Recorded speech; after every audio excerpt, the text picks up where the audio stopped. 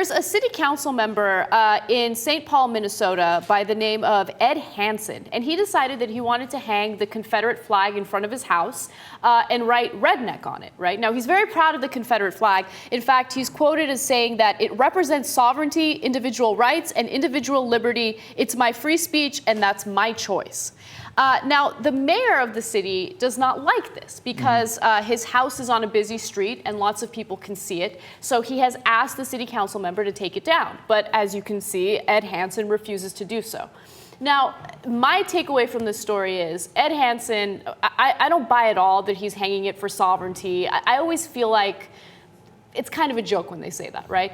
But it's his house, it's his property. If he wants to hang it up, hang it up. I don't have a problem with it. Here's what the Confederacy was about, slavery. The vice president of the Confederacy did this whole long speech that I've quoted in the past, where he's like, the whole point of us seceding is so we can keep slavery. Make no mistake about it. So all these, revisionist history about like, no, it was really about states' rights and his socioeconomic conditions. No. The vice president of the Confederacy was like, no, we just want to keep our slaves. Yeah. Okay, that's what it was about. So, yeah, I mean, you have the liberty to hang it in your house. You do. You also have the liberty to hang a swastika, a giant swastika in front of your house. That's your First Amendment right. It's not even questioned. You absolutely have the right to do it. And I hope the good people in your district have the good sense to make sure you're no longer a councilman next time around, right?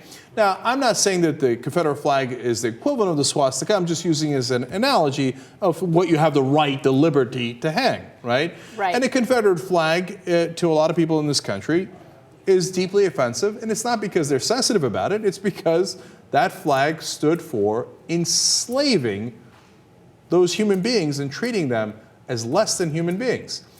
Can you not see how that might be problematic for at least some people who happen to see your flag? And if you're a councilman in a specific area, that you might want to represent all the people and not just your friends who like sovereignty? Right, and you also lose the sovereignty argument as soon as you write redneck on the flag. Well, no, actually redneck made me like him more. Because he's basically saying I'm a redneck. It's hard to argue that you put that up because it's in honor of sovereignty when you've written redneck on it. Yeah, it vitiates your intellectual point to some degree. Yeah, exactly. I get it, right? But at least he's confessing the obvious, which is that he's a redneck. You might be a redneck if you hang a Confederate flag when you're a councilman in Minnesota.